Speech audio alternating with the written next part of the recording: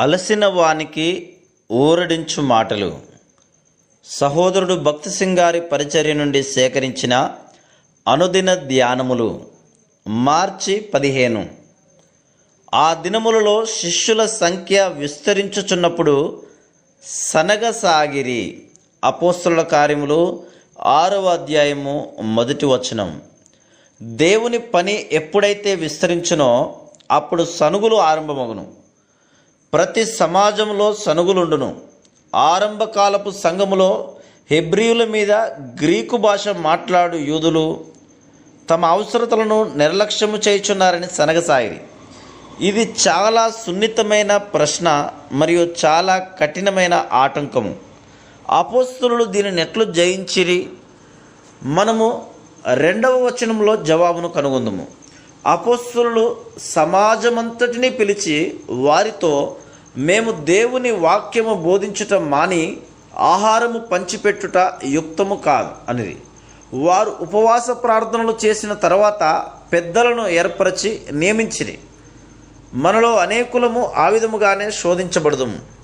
మన మొదటి పనిని విడిచి రెండవ దానిని చేయనట్లు సాతాను తరచుగా శోధించును. ఎవరైతే స్వార్థ ప్రకటించుమని దేవునిచే ఆజ్ఞాపించబడిరో, ఎవరైతే పరిశుద్ధాత్మచే అభిషేకించబడిరో వారు ఇప్పుడు బల్ల యొద్ద పరిచర్య చేయుచున్నారు. వారు ఎవరో ఒకరు ఈ పని చేయవలను కదా, మనం చేయకపోతే ఎవరు చేదురు అని అందురు.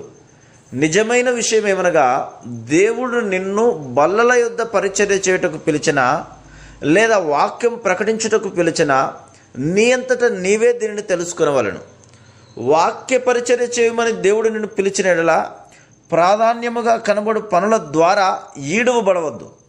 విదేశంలో నా చదువు ముగించుకొని భారతదేశమునకు వచ్చిన తరువాత నేను కూడా అట్టి సమస్యనే ఎదుర్కొంటిని. నా తండ్రి పంజాబ్లో ఒక కోర్టు కేసులో చిక్కుకొని ₹1,00,000 కంటే ఎక్కువ నష్టపోయాను. నేను పెద్ద కుమారుణ్ణి గనక కుటుంబీకులు నేను వారికి సహాయం చేయవలనని చూచుచున్నారని కనీసం 6 నెలలైనను ఉద్యోగము చేయమని నా తండ్రి నాతో చెప్పాను. నా తమ్ముల నిమిత్తం మా తండ్రి నన్ను బ్రతిమాలెను. నేను మా తండ్రితో, దేవుడు నన్ను సువార్త ప్రకటించుటకు పిలిచానని చెప్పి తిని. 2 సంవత్సరముల పోరాటం తర్వాత నేను నా జీవితమును, సమయమును, నా శక్తిని దేవునికి, ఆయన సేవకు అప్పగించుకొంటిని. నేను దేవునికి అవిధేయత చూపిన ఎడల నా తండ్రి మరెక్కువ నష్టమును ఎదుర్కొనవలసి వచ్చేది. నేను నా తండ్రితో, నేను నీకు ఏ సహాయము చేయలేను, నిన్ను అపాయము నుండి రక్షించలేను, కానీ దేవుడు చేయగలడు. నీ భద్రత నా విధేయతపై ఆధారపడి ఉన్నది.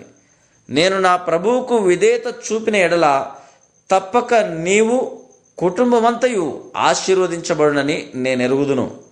నేను దేవుని యందు విశ్వాసముంచుచున్నాను అని చెప్పి తిని. ఆ మాట వినగానే నా తల్లి ఏడ్చుటకు ఆరంభించెను. నా తండ్రి కూడా ఏడ్చెను. ఆయన తన తల పాగ తీసి నా పాదముల వద్ద పెట్టి, కొన్ని నెలలైనను చేయలేవా అని నన్ను అడిగాను. మరలా నేను ఖండితముగా, లేదు, దేవునికి మొదటి స్థానం ఇవ్వవలెను. నా విధేయత ద్వారా ఒక దినమున మీ కష్టములన్నీ తొలగిపోవును అని చెప్పి తిని. ఆ తర్వాత నేనెప్పుడు పంజాబ్ వెళ్ళినను నేను దేవునికి విధేయత చూపుటను బట్టి దేవుడు వారిని అత్యధికముగా ఆశీర్వదించుటచే వారు నాకు తమ కృతజ్ఞతలు తెలియజేయుచుండేవారు. నేను ఊహించిన దానికంటే అత్యధికముగా కుటుంబములోని ప్రతి ఒక్కడును ఆశీర్వదించబడిరి. వారు, మేము ఏమై ఉన్నామో అది అంతయు నీ ప్రార్థనను బట్టియే అని అందరు. దాని ఫలితముగా వారందరి గృహములలో నేను సువార్త ప్రకటించుటకు నాకు ద్వారము తెరవబడింది. నేను వారిని దర్శించి వారికి దేవుని వర్తమానమును అందించుటకు వారు నా కొరకు కనిపెట్టుకొని అర్ధరాత్రి వరకు అట్లే కూర్చుని ఉందురు. నేను ఆరంభములో వారి మనవికి లోబడి దేవుని పిలుపుకు అవిధేయత చూపించుటకు ఎంత అధికముగా శోధించబడుతునో ఇంకనూ నాకు జ్ఞాపకం ఉంది. ఎంత గొప్ప నష్టమును ఎదుర్కొనవలసి వచ్చేది. అనేకులు ఇట్టి శోధననే ఎదుర్కొనవలసి వచ్చును. చాలామంది దేవుని సేవకులు ఇట్టి ఒత్తిడిని ఎదుర్కొని తమ పిలుపును విడిచిపెట్టి సత్క్రియలు చేయుచు కాలము గడుపుచున్నారు. విశ్వాసము ద్వారా ప్రార్థనలో దేవుని సన్నిధిలో కనిపెట్టుట ద్వారా మాత్రమే మనము అన్ని అడ్డంకులను జయించగలము. Praise the lord.